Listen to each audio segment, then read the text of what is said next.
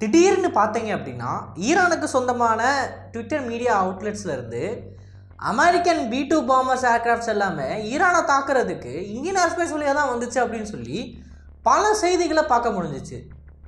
என்னடா இது, ஈரானியர்கள் Indian airspace வழியாக தான் அமெரிக்கன் பாம்பர்ஸ் வருதுன்னு சொல்கிறாங்களே, அது உண்மையா அப்படின்னு சொல்லி அமெரிக்கன்ஸோட ப்ரீஃபிங்கை பார்க்குறப்ப நமக்கு என்ன தெரிய வந்திருக்கு அப்படின்னு பார்த்தீங்கன்னா, ஆப்ரேஷன் மிட்நைட் ஹேமர் அப்படின்றதுக்கும் இந்தியன் ஏர்பேஸுக்கும் சம்மந்தமே இல்லை அப்படின்னு தெரிய வருது.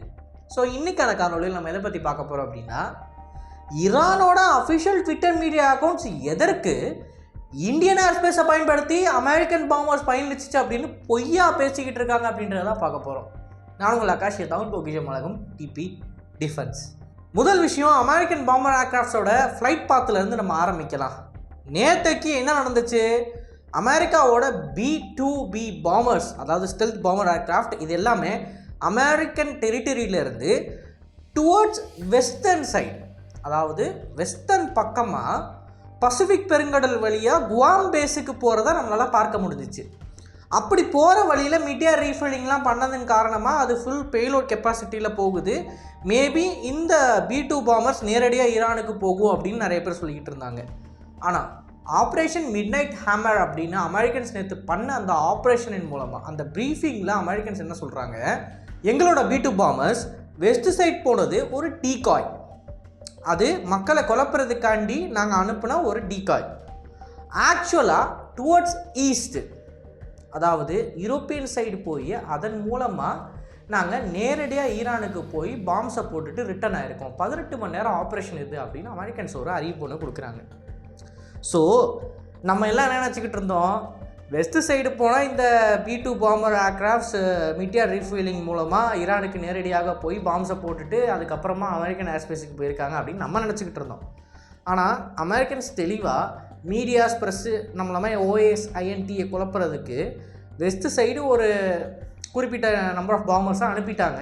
அதே மாதிரி எக்ஸாக்டாக இந்த பாம்பர் ஏர்க்ராஃப்ட் வந்து மீடியா ரீஃபில்லிங் பண்ணிச்சு அப்படின்னா எல்லாருமே இந்த பாம்பர் ஏர்க்ராஃப்ட் ஃபுல்லி லோடடாக இருக்குது அப்படின்னு நினப்பாங்கன்றதை முதற்கொண்டு அவங்க தெளிவாக பிளான் பண்ணியிருக்காங்க. பிளான் பண்ணி வெஸ்ட் சைடு அனுப்பிட்டு ஈஸ்ட் சைடு டிரான்ஸ்பாண்டர்ஸை ஆஃப் பண்ணிவிட்டு மினிமல் கம்யூனிகேஷன், இங்கே இதுதான் ரொம்ப முக்கியமான விஷயம், கம்யூனிகேஷன் கூட ரொம்ப கம்மியாக வச்சுருக்காங்க. அதன் மூலமாக ஏரியல் ரீஃபில்லிங்லாம் பண்ணி அதற்கப்புறமா ஈரானுக்குள்ளே நுழைஞ்சு பாம்ஸை போட்டுட்டு அமெரிக்கன் ஏர்பேஸஸுக்கு அவங்க திருப்பி போயிருக்காங்க. இப்போது வெஸ்ட் சைடு ஒரு பாம்பர் ஃப்ளீட் ஒன்று போகுது, ஈஸ்ட் சைடு ஒரு பாம்பர் ஃப்ளீட் ஒன்று போகுது. ஈஸ்ட் சைடு போகிற பாம்பர் ஃப்ளீட்டு தான் ஈரான் மேலே பாம்பு போட்டு தான் அமெரிக்கன்ஸ் சொல்கிறாங்க. அப்போது டுவர்ட்ஸ் அமெரிக்காவிலேருந்து ஈஸ்ட் சைடு இருக்கிற ஃப்ளைட் பார்த்து நம்ம பார்க்குறப்ப US to ஈரான் ரெண்டுத்துக்கும் நடுவில் இந்தியா வராது. அப்போது எப்படி இந்தியன் ஏர்பேஸை அமெரிக்கன்ஸ் பயன்படுத்தியிருக்க முடியும்? தெல்ல தெளிவாக Indians gave their airbase to American bombers to reach Iran அப்படின்னு மென்ஷன் பண்ணியிருக்காங்க.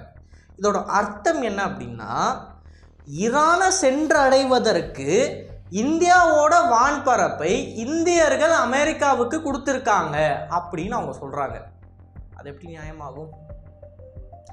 டுவர்ட்ஸ் ஈஸ்ட் சைடு போன ஸ்ட்ரைக் பேக்கேஜ் தான் ஈரானில் பாம்ஸை போட்டிருக்கு. டுவர்ட்ஸ் ஈஸ்ட் சைடு அமெரிக்காவிலேருந்து நீங்கள் மேப் எடுத்து பார்த்தீங்க அப்படின்னா நடுவில் இந்தியா கிடையாது, நடுவில் ஆஃப்ரிக்கா தான் இருக்குது. அப்போது எந்த அறிவில் இந்த ஜீவிகள் இந்தியன் ஏர்ஸ்பேஸை அமெரிக்கன் பாம்பர்ஸ் பயன்படுத்தியிருக்காங்க அப்படின்னு சொல்கிறாங்கன்றது எனக்கு சுத்தமாக புரியலை. அப்போ தான் நான் ரொம்ப க்ளோஸாக வாட்ச் பண்ணுறப்ப ஒரு விஷயம் தனியாக தெரிஞ்சிச்சு. அது என்ன அப்படின்னு பார்த்தீங்கன்னா, இந்த ட்வீட்ஸை போடக்கூடிய இரானியன் பேஸ்டு ட்விட்டர் அக்கௌண்ட்ஸ், அதோட பேர் எல்லாமே பார்த்தீங்கன்னா தெஹ்ரான் டைம்ஸு, இரான் வாழ்க அப்படின்ற மாதிரியான நேமில் தான் இந்த ட்விட்டர் அக்கௌண்ட்டே இருக்கும். பேசிக்காக பார்த்தீங்கன்னா இந்த ட்விட்டர் அக்கௌண்ட்டோட ப்ரொஃபைலே ஈரானோட மேப்பாக தான் இருக்கும், இல்லை கொமேனியோட ஃபோட்டோவாக இருக்கும், இல்லை அப்படின்னா சமீபத்தில் இந்த ப்ரெஸ் அவுட்லெட் மேலே இஸ்ரேல் பாம்பு பண்ணாங்க தெரியுமா, அதாவது ஈரானியன் ஸ்டேட் ஓன் டெலிவிஷன் மேலே இஸ்ரேல் பண்ண பாம்பிங்கில் ஒரு ப்ரெஸ் ரிப்போர்ட்டர் கூட ஃபேமஸ் ஆகிருப்பாங்க, அவங்க ஒரு விமன், அவங்களோட ஃபோட்டோவை போட்டு கூட ஒரு அக்கௌண்ட் இருக்குது. அந்த அக்கௌண்ட்டில் இருந்து கூட ப்ளூடிக் வச்சுருக்கிற அக்கௌண்ட்டில் இருந்து கூட இந்தியன் ஏர்ஸ்பேஸாக அமெரிக்கன் பாம்பர்ஸ் பயன்படுத்தியிருக்குன்ற ட்வீட்டை நம்மளால் பார்க்க முடியுது. இதோட பேட்டர்ன் என்ன, ஏன் இப்படி ஈரானியர்கள் ட்வீட் போட்டுக்கிட்டு இருக்காங்க. ஏன்னா எல்கேஜி ஸ்டூடெண்ட்டை ஒரு மேப்பை கொடுத்து இந்த மேப்பில் ஃப்ளைட் பாத்தை கொடுத்து இந்த ஃப்ளைட் பாத்துக்கு நடுவில் இந்தியா இருக்கா அப்படின்னு கேட்டால் அவங்க கூட சொல்லிடுவான் இந்தியாவுக்கும் இதுக்கும் சம்மந்தமே இல்லை, எப்படி இந்தியா வழியாக அமெரிக்கன் பாம்பர்ஸ் ஈரானை சென்றடைஞ்சிருக்கோம் அப்படின்னு கேள்வி கேட்பாங்க. பட் ஸ்டில் இந்த அஃபிஷியல் ஈரானியன் அக்கௌண்ட்ஸ் எப்படி இந்த மாதிரியான மடத்தரமான ட்வீட்டை போட முடியும் அப்படின்னு பார்க்குறப்ப தான் நமக்கு ஒரு பகிரங்க உண்மை தெரிஞ்சிச்சு. ஆக்சுவலாக அது எல்லாமே ஈரானியன் அக்கௌண்ட்ஸ் கிடையாது, பாகிஸ்தான் அக்கௌண்ட்ஸ். பாகிஸ்தானில் இருக்கிற நபர்கள் ஈரானோட பேரை பயன்படுத்தி ட்விட்டரில் ஃபேக்கான அக்கௌண்ட்ஸை உருவாக்கியிருக்காங்க. இன்க்ளூடிங் சமீபத்தில் நடந்த பாம்பிங்கில் இருக்கிற அந்த ப்ரெஸ் ரிப்போர்ட்டோட பேர்லையும் டிக் வாங்கிலாம் வச்சுருக்கானுங்க.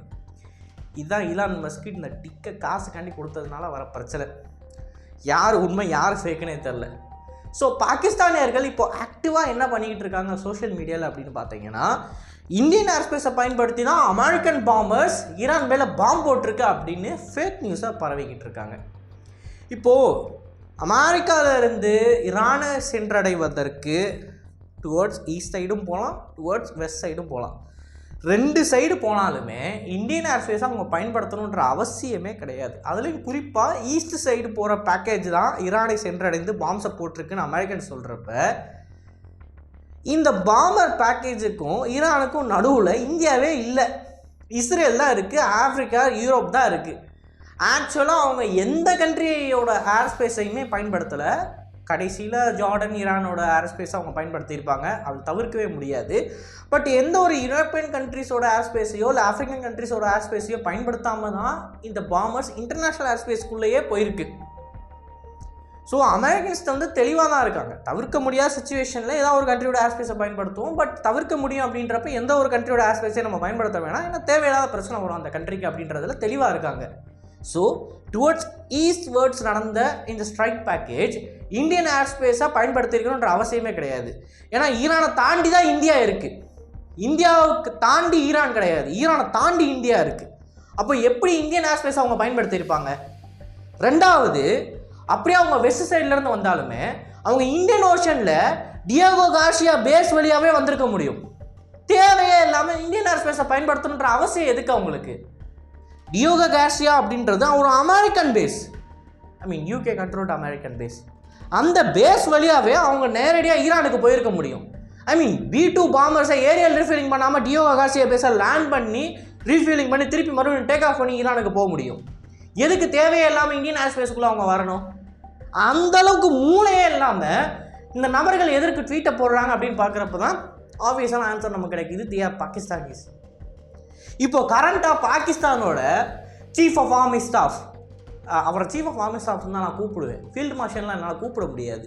ஏன்னா தோற்று போன ஒரு பேரில் 11 ஏர்வேஸை பறி கொடுத்துட்டு இந்த நபர் நான் ஒரு ஃபீல்டு மார்ஷல் அப்படின்ற பேரை சுற்றிக்கிட்டு இருக்காப்புல. இந்த chief of army staff Asim Munir அமெரிக்காவில் இருக்காப்புல. ஈரான் இஸ்ரேல் கான்ஃப்ளிக்ட் ஆரம்பித்தப்ப ஈரானுக்கு நாங்கள் ஆதரவு தரோம் அப்படின்னு சொன்ன இந்த பாகிஸ்தான் அமெரிக்காவில் இருக்குது. எதுக்கு அமெரிக்காவில் இருக்கணும்? ட்ரம்ப் அவர்கள்கிட்ட போய் பேச்சுவார்த்தை நடத்துகிறாங்க. அண்ட் ட்ரம்ப் அவர்கள் ட்விட்டரின் மூலமாக நல்ல ஒரு சில விஷயங்களை உறக்க சொல்லியிருக்காரு. பாகிஸ்தான் அமெரிக்கா பக்கம் தான் நிற்கிது, ஈரான் பக்கம் நிற்கலை. அண்ட் ஈரானை தாக்குறதுக்கு அமெரிக்காவுக்கு தேவைப்படுற சப்போர்ட்டு பாகிஸ்தான் பண்ணும் அப்படின்றாரு.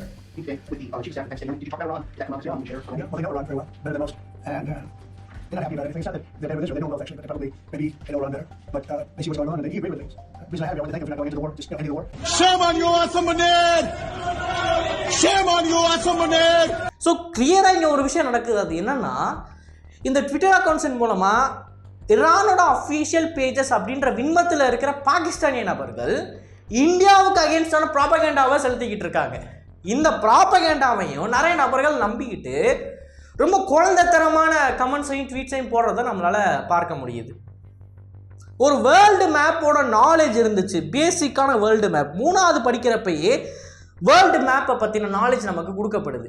ஆனால் அந்த நாலேஜ் கூட இல்லாத நபர்கள் இன்னைக்கு தேதிக்கு இந்தியன் ஏர்ஸ்பேஸை அமெரிக்கன்ஸ் பயன்படுத்தியிருக்காங்க அப்படின்ற பேச்செல்லாம் ட்விட்டரில் போட்டுக்கிட்டு இருக்காங்க. அதுக்கும் நிறைய பேர் ஃபயர் விட்டுக்கிட்டு இருக்காங்க. எனக்கு ஒரு விஷயம் மட்டும்தான் புரியலை, அது எப்படி இத்தனை பேர் முட்டாளாக இருக்க முடியும் அப்படின்னு. அவ்வளோ சுலபமாக அவங்கள முட்டாளாக்கிற முடியுமா? அந்த அளவுக்கு உங்களுக்கு ரிலீஜியன் உங்கள் கண்ணு முன்னாடி நிற்கிதா அப்படின்றது தான் எனக்கு இருக்கிற பிரச்சனையே. எந்த கான்ஃப்ளிக்டாக இருந்தாலும் அந்த கான்ஃப்ளிக்டை அனலைஸ் பண்ணுற அளவுக்கு ஒரு காமன் சென்ஸ் அப்படின்றது உங்களுக்கு இருக்கணும். ரிலீஜியன் அப்படின்றது எல்லாரும் பின்பற்றக்கூடிய ஒரு விஷயந்தான். கிறிஸ்டின்ஸாக இருப்பாங்க, முஸ்லீம்ஸாக இருப்பீங்க, ஹிந்துஸாக இருப்பீங்க, இல்லை பௌத்த மதத்தை பயன்படுத்துவீங்க. எந்த மதமாக ஆனாலும் இருந்துட்டு போட்டுங்க, அது உங்கள் மூளைக்கு ஏறிச்சு அப்படின்னா அவங்க கண்ணை மறைச்சிடும். அதுக்கு இதுதான் ஒரு கிளாசிக்கான எக்ஸாம்பிள். அண்ட் திருப்பி மறுபடியும் இந்த இஷ்யூவை நான் எடுத்துகிட்டு வர போகிறது இல்லை. இந்தியன் ஏர்ஃபோர்ஸை அஃப்கோர்ஸ் அமெரிக்கன்ஸ் பயன்படுத்தவில்லை. அமெரிக்கன்ஸ் இந்தியன் ஏர்ஃபோர்ஸை பயன்படுத்தணும் அப்படின்றதுக்கான தேவையும் இல்லை. ஜியோகிராஃபியை தயவு செஞ்சு படிங்க. அண்ட் இந்த வீடியோ கீழே கமெண்ட் செக்ஷனில் யாராவது பேச வந்தீங்க அப்படின்னா சிம்பிள், நான் உங்கள் மேலே கோவப்பட விரும்பலை. நான் லைக் ஐ சீ யூ பத்தட்டிக். உங்களுக்கு பேசிக்கான ஒரு காமன் சென்ஸ் கூட இல்லை அப்படின்றதுல தான் எனக்கு வருத்தமாக இருக்கே தவிர உங்கள் மேலே எனக்கு கோவம்லாம் கிடையாது. I mean like for those people who say like Indian airspace is use by the Americans, அவங்களுக்கு மேலே எனக்கு வந்து கோவம் கிடையாது. பாவம் தான் படுறேன் அவங்க மேலே, அந்த அளவுக்கு அறிவு வளர்ச்சி இல்லாமல் இருக்கீங்களே அப்படின்னு. ஸோ இந்த வீடியோ பற்றி உங்களோட கருத்துக்கள் வரைக்கப்படுகின்றன. அண்ட் இது போல் நிறைய தகவல்கள் தெரிந்து கொள்ள டிவி நியூஸ் பேஜை ஃபாலோ பண்ணிக்கோங்க. நன்றி, வணக்கம்.